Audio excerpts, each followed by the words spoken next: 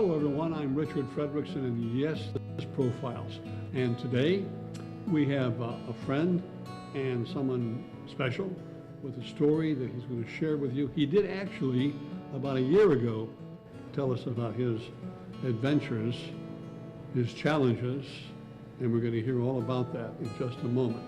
And so I'm not going to tell you any more, but what I want to tell you right now is that our new locations here at the 1080 American Legion Post in Joliet, Illinois, on Ingalls. In fact, I've got, get your GPS out because I've got the address right here, 2625 Ingalls, right here at the Post 1080. And I'm hopeful that in the next show that we do, we're able to get the, is the title Commander? Commandant? Commander. Commander of the American Legion here in Joliet. So we want to have that and all the benefits that veterans, if you have a veteran in the family or neighbor or someone, you have them make sure they watch Channel 6. We'll tell you when that comes on. And then we're going to have, what's that guy's name that runs this place? Tom Kotlowski will be with us as a guest as well. And we're going to use Tom for our next show. Not, well, we're going to highlight his restaurant, but he is typical, atypical of local owners owning restaurants and local businesses. It's interesting that as you drive around, these national restaurants are just doing phenomenal. We need to be sure that we do our business and have our dinners and buy our materials from our local business community. They're the ones who are giving to the boys club, girls club, the athletic associations, teams, etc. You know that. You're knocking on their door and asking for donations, and they're there for you. So we'd like you to make a little effort, make sure that you have your lunch or dinner at a local restaurant. And speaking of restaurants, I have a few things to share with you about the Curator Cafe, which is located inside the American Legion Post, and a couple of things. I've been here probably once a week anyway with my wife Nancy. So I don't see the specials on here, but they have specials every single day. And they're delicious, they're special. Tom does the cooking, and you will not be disappointed. I'm going to just tell you a couple of things. By the way, I began back when, you had to be here for Friday, and so I had the fish and shrimp combo, absolutely phenomenal. They also have fish tacos, and one of the big specials here, not a special, is an everyday thing. They're open Monday through Friday, by the way, from 11 to 7 p.m. And Tom's original chili. Yeah, it's finally getting to be that weather. And so he has that, and soup of the day, and a whole list of goodies here on the menu. All right, I get to say this before we begin our conversation with Clay, and that is this program is not for your medical advice. As a patient. It is only one man's story of hope, and we're going to be talking with Clay Johnson. We did this a year ago. I was absolutely shocked about what was going on in his life and the things that he was going through. And today, with you, he'll share what took place. So we're going to begin, first of all, to my friend Clay Johnson. Welcome. Thank you, Richard. It's good to see you. Clay, give me a little background on you before you tell us about your adventures. You're retired, and what are you retired from? I'm retired from a company called Joliet Technologies, and we would repower big electric motors. The bigger, the uglier, the better for us. Bigger the better, the uglier. Where was that located? On North Larkin on Weber, just as you start up the hill where the plumbing supply house. Oh, sure. Clear and back. Yeah. Okay. Well, Parkinson disease is horrible. It's awful. And we're going to touch base on that as he tells you his story. And I know he's got some numbers to share with you. Hopefully, if you're watching this for the first time and you have somebody who's a relative, who's a neighbor, who's a friend, that you will share with them this broadcast. It's on a lot here on Channel 6, JCTV Joliet, and we're also on YouTube. So there'll be a little information as we conclude our broadcast here and how you can go to YouTube with this as well, okay? Well, Clay, we'll go back to last October, actually. Yes. And you sat with us, and you told your story. You can share with our viewers right now, if you would, what are some of the, preconditions, things that, say, wait, something's wrong here, something's not right. Well, it starts with primarily your whatever hand you write with. In my case, it's the right hand. I'd have a little shake. My left leg would kick out without any reason. Just, my balance wasn't right. I didn't feel right.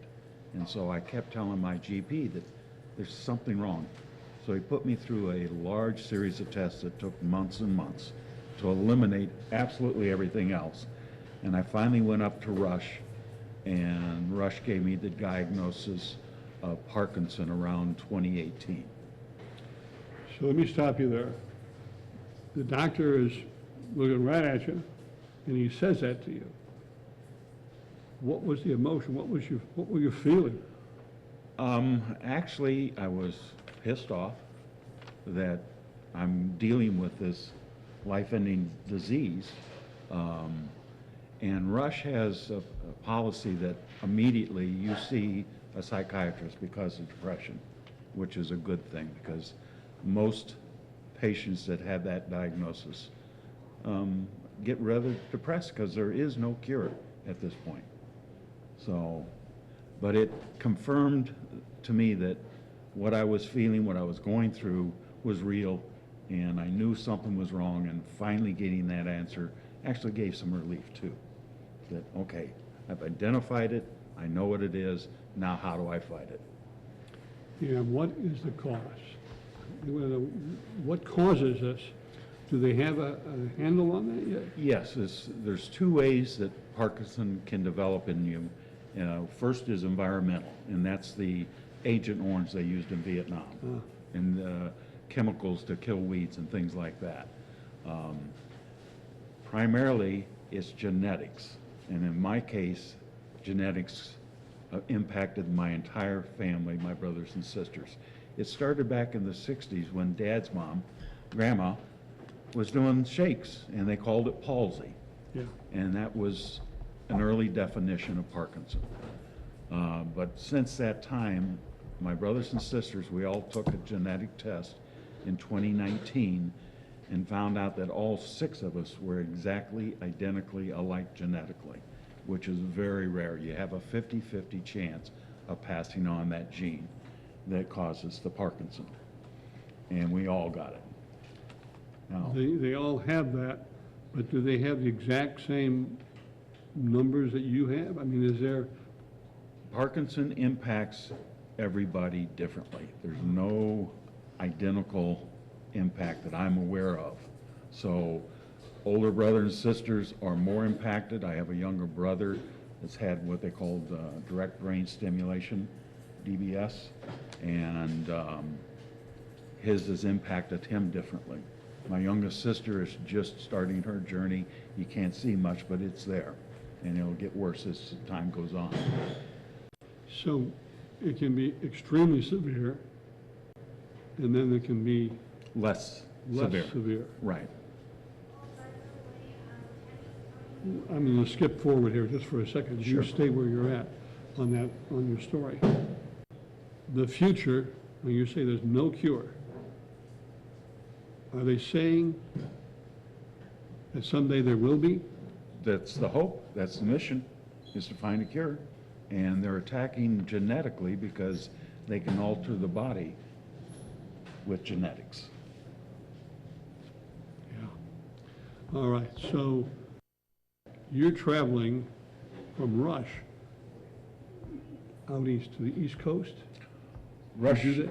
Rush does my primary medical day-to-day. Okay, I was out the University of Pennsylvania in Philadelphia to have my treatment. And the treatment is to insert both sides of the gene called GBA. And with me, one side of the GBA gene worked, the other side didn't. So by injecting both sides of that gene into me, my body accepted that donation.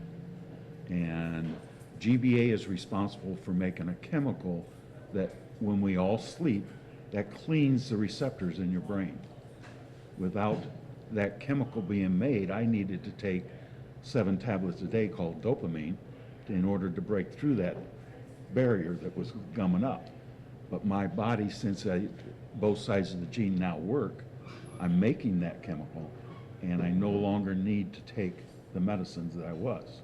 It's not a cure, but it is a fix in a way that has eliminated most of my Parkinson issues. you have to take those all at one time, or can No. you spread it throughout the day? Throughout the day, because each tablet only stays in your body 4 to 5 hours at a Oh. max. So you have to just regulate Right. yourself. And make Are you on a diet of any kind? seafood, every food I see, I eat. Well, his humor is definitely still there. It's not much, but the humor is still there. I'll All keep my right. day job. No. Now, you're out east, you're in Pennsylvania. It says, we're talking about 2024. Yes, We're now in 2025. From the moment that the doctor has given you the wonderful news, you're on the edge, I would assume, at least on the edge of depression, angry. I suppose there's steps. You're angry, and then the next step is, well, what is next? What can I do? right. How do I fight it? How do you fight it? How do you fix it? They say, well, we can't necessarily fix it, but we can help you fight it. Exactly. So how do they do that? Well, first thing is you need to be on your meds on a consistent daily basis. Don't miss tablets. That's the first way to fight it. The second is an exercise program called Rock Steady Boxing. And I What? do Rock Steady Boxing. And I do that 3 times a week, 45 minutes a day. And that just keeps me physically fit, and it helps me reconnect brain cells that I was losing and causing jerking and other Mhm. issues. So that helps extend the life. Those are the 2 things with as a Parkinson patient that you must do all the time. Okay, so you live in the Joliet area. I'm only aware of one place, I don't even know if it's still open or not, in Joliet. Where is this place where you go In boxing? Minooka. In Minooka, okay, K-Fit Boxing. okay. Are you there as the only patient, or are there other people who are there? I was there yesterday, and there were 13 of us. A even mixture of men and women, all doing the same thing. Some are so progressed that they have to sit on a box and do their exercise. Other of us are up and about and doing it. We don't actually spar, but we do box the hands and bags, heavy bags and things like that. Are those bags heavy? Yes. You see that in the TV shows, the women are hitting that thing, and I often, is it really that heavy? But they really are. Yes, they are. Have you seen, have you felt, is it working? Yes, it actually does work. And the 12 other people, since there were 13, are they having like experiences? Yes, everybody says the basic thing, that they realize that doing this helps them physically, but there's also the social aspect, that there's 13 of us there. Somebody's having an issue that day, they can ask the group, what are you doing to solve this? How do you handle this? So it's hard to sit down and talk to somebody unless you have Parkinson and can share those experiences, and that's the other part that's really good. It has wonderfully progressed since the time of your relatives having palsy. pretty much and watch that person disintegrate. Mm-hmm. I don't know what they could do. It wasn't much. It's a different disease from anything out there. The thing that would come closest to it, I suppose, would be cerebral palsy. Yes, I mean, similar. Yeah. Similar, and that's come a long way as well. Because I'm old, I got to ask you this question before I forget it. You have volunteered for so many wonderful organizations, and you continue to do so, and we'll have you mention some of those at the end of the interview. But I'm not aware of any fun or fundraising going on locally for Parkinson research. Is there anything in the Chicagoland area, anything in the Will County area? They do a Parkinson awareness walk to support the local chapter of Parkinson. But that's the only thing I'm aware of. Okay, maybe we have to work on that. Yep. You know, that might be a project to do. All right, so now we're looking at 2025. And you're doing your volunteer work. We're going to talk about that in a minute. But things are beginning to improve. You're feeling some of the improvement physically. When you have some numbers, and we'll put that on the camera, and we can just talk about it now, and then we'll put it up there for folks to see, where back in 2024, your numbers were, and now in October of 2025, your numbers are. Share those with us. All right.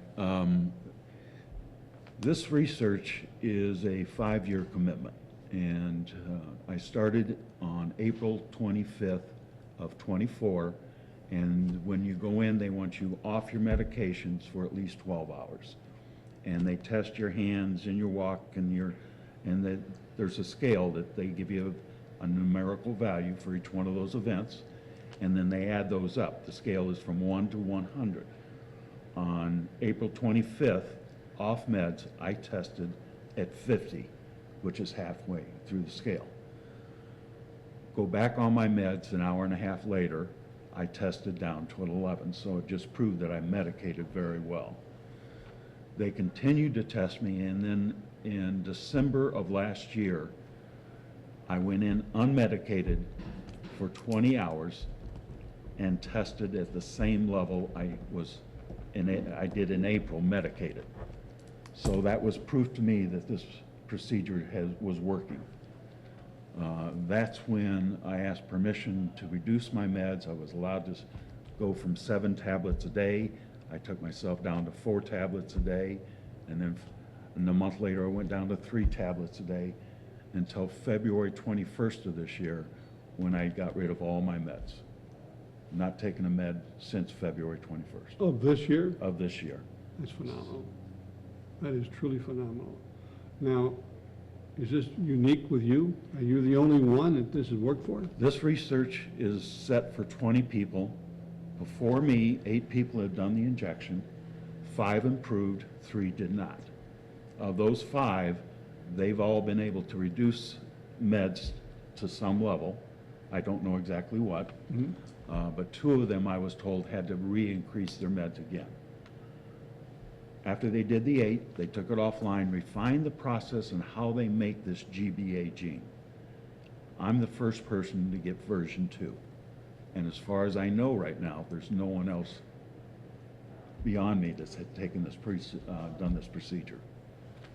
Is there an effort, now is this in Pennsylvania, or is this here in Rush that they're doing this? Are you at both places, is a combination? Rush is not doing it. Northwestern here in Chicago Okay. is doing some of the research. Okay.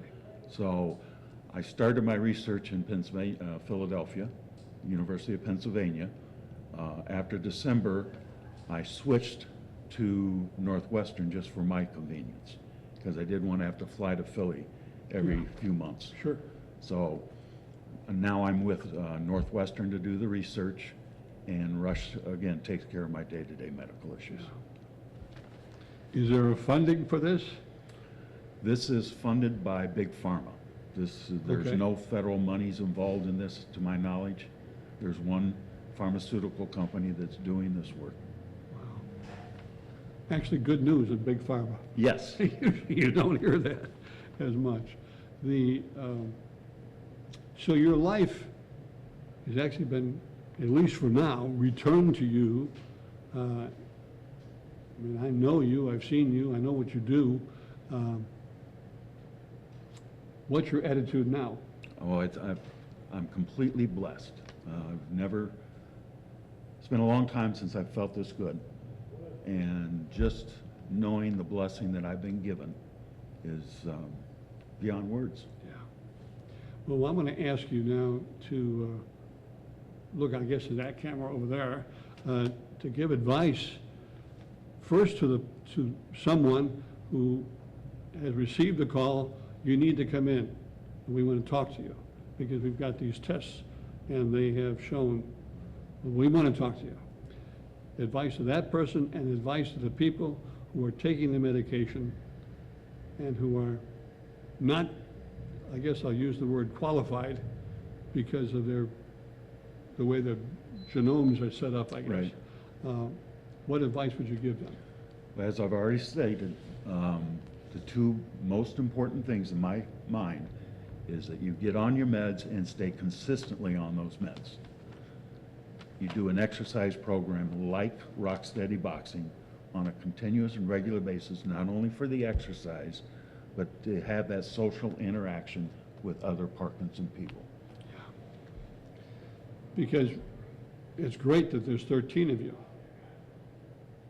but almost all of you out there, including me, know someone who is battling this and may have no knowledge whatsoever of what is possible. And I know, what is the old saying, grabbing at straws. So a visit to your doctor, a revisit to your doctor to ask some more questions of your physician about what Clay is sharing with us today. Is there, when you went to University of Pennsylvania, who recognized the fact that, was it your doctor here in Chicago that said, there's a program out east, and I think you might qualify, or see if you qualify? How did that come about? It was a result of that family genetic test that we did in 2019, in July of 19, and Big Pharma was looking for, through those results, and found my family. They contacted the person that administered those genetic tests and said, some of these members of the family may be eligible for the study. And that's how it came about. Okay. They found me. Okay. All right, well, I told you earlier about his volunteerism, and it's phenomenal, the things that you've been involved in. And I know that we're going to talk about your involvement for a while with the Joliet Historical Museum, but more than that, I don't know how many of you went to the Blues Brothers Con. Was that what it was called? Yeah. The Blues Brothers Con, where thousands of us gathered, including Channel 6. We put that on the air as well. Had a great time, phenomenal show, and you were very much a part of that. Oh, yes. What part did you play, Older One? Set up all of the lighting and generators throughout the 16 acres of the prison property, and just kind of oversaw all of those issues that popped up along the way. Yeah, that was quite a night. It was. Sometime we'll get some people together and just talk about that event and the different people who were involved in that event, because we were shooting it for Channel 6 and YouTube, and it was so hauntingly phenomenal. I mean, the show was great, but as you look out over that audience and you think about the hundreds of convicts who were in the yard, not enjoying a concert, and the buildings, it was just a kind of a haunting feeling in between acts, because you could see the build, and the moon was making an appearance as well. It was really... That's 16 acres, and has housed thousands Yeah. of men and women. Yeah. and so many hundreds have died on site Yeah. that, yes, it's an unbelievable place to be at I think night. that cemetery's over on Division, I think, if I got the right street from the, That's just Stateville. but didn't they put their, from Joliet, where's their cemetery at? They don't have one? They, way back in the, again, 1855 until late 1800s, there was a plot east of the prison that they put in. Okay, That's since been yeah. overgrown and kind of Right. lost to history. So our next chapter, that you're very much involved in, is the Illinois Rock and Roll Museum. A fun kind of place and a great attribute to tourism in Joliet, which will even be bigger and better as the months go by. Give me a little bit of a snapshot of the Illinois Rock and Roll Museum. Ron Romero started this museum around 2017, and as of today, we have the first floor completely done. Second floor is 3/4 of the way being done. We have a lot of work going on. We're visited by over 49 countries in the last year. That's the kind of draw that Rock and Roll Museum has. Yeah, and most people aren't aware of its opening. Most people still think it's closed, and with all the downtown construction, which will be great in, probably is beginning in 2026, there'll be more and more tourists coming through.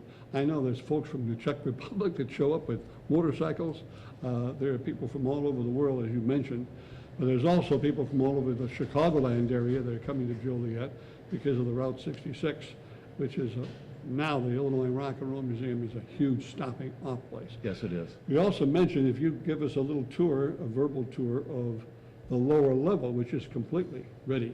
That's completely ready. That has a stage that'll seat about 80 people. And then along this east wall, there's a row of classrooms that they can teach guitar, drums, whatever instrument needed. And we have a podcast studio down there that we can do podcasts also. Yeah. And it's a learning experience for students, that area as well, for interns. Right. Yeah. The museum is open every day, Monday through Saturday, 10 to 5. Great place to go. And now with a new parking thing, you can park down there free for 2 hours all over the downtown area. So take advantage of that. And I want to end and close with, I don't know if I didn't ask you, is there a site that they can go to for more information and help that they can go to if they're watching right now? We have a website, Illinois Rock and Roll Museum, Yeah. our Road to Rock. You can go there and check things out. You can make a donation, schedule a time to come in and visit us. Yep, absolutely. And speaking of information, also we'll go back to this terrible disease, Parkinson. Is there a place where people can get more information on that? Michael J. Fox has done just a tremendous job on his site of giving a lot of information. It gives a lot of details on where you can find support groups for it. Great. So that's the site I'd recommend to start with. And I'm glad you brought Michael Fox up because he's another reason to share this information, because I thought that Parkinson's only happened to people who were maybe 55 or 60 and older. I forget his exact age, but I think 40-something, right? His onset was early onset, Yeah. in his 30s or late 30s, early 40s. And that's kind of unique, isn't it? I mean, is there a lot of people in their 40s with, More than you would think. really? Generally, it is a late onset disease, but there are a lot of people I've met that are younger than 65, Yeah, and that's the dividing point. right. Clay Johnson, thank you. Thank you, Always. Richard. And we'll make this a yearly annual visit update. Sounds like a plan. Okay? Keep volunteering and Thank you. keep being the great Clay Johnson. I'm Richard Fredrickson, and you've been watching Profiles here on Channel 6 and on YouTube.